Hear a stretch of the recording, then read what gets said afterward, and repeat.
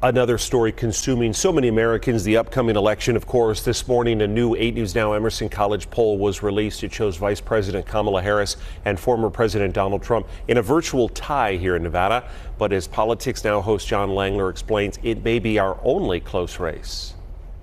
A lot has changed since the last 8 News Now Emerson College poll. First, the Democrats have a new presidential candidate.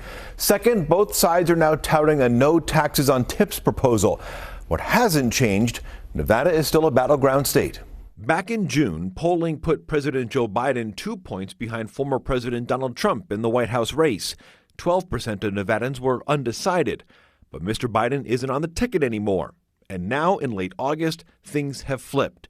The 8 News Now Emerson College poll gives Vice President Kamala Harris a slender 1-point lead over Trump, but that's within the 3% margin of error.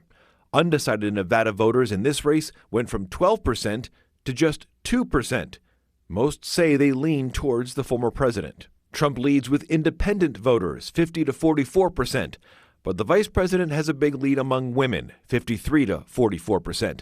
Former President Trump has roughly the same edge among male voters.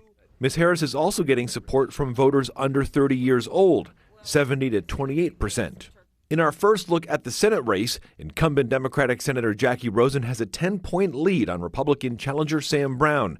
Nevada's congressional Democrats all have about the same advantage in their races. One new element in the election is the no taxes on tips proposal, first floated by Mr. Trump.